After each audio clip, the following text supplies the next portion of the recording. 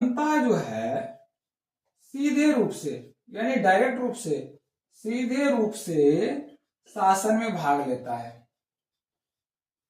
शासन में भाग लेता है। जनता क्या है? सीधे रूप से यानी डायरेक्ट शासन में भाग लेता है, यानी शासन में भागीदारी डायरेक्ट होता है। अब डायरेक्ट का मतलब है ये जो है प्राचीन काल में अगर बात करें तो प्राचीन काल में ये यूनान में लागू था। कहाँ था?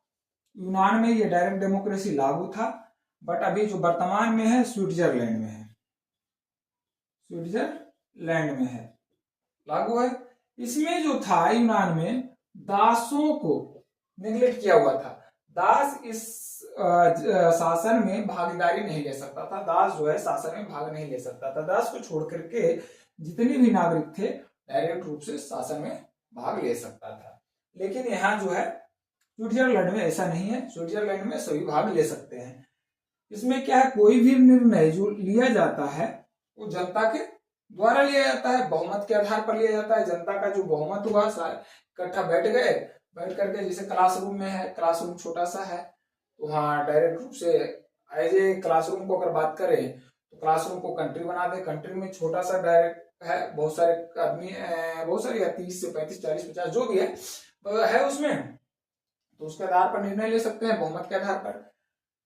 लेकिन जो है इसमें शासन का जो भागीदारी है डायरेक्ट रूप से है, यानी जनता जो है यानी निर्णय करो, निर्णय बहुमत के आधार पर, बहुमत के आधार पर लिया जाता है। जिसका बहुमत होगा वह निर्णय पास हो जाएगा डायरेक्ट रूप से। इनडायरेक्ट कोई नहीं है वहां बीच में, जो भी है डायरेक्ट जनता ले रहा है। क्या ले रहा है? जनता भागीदार बन रहा है। ठीक है।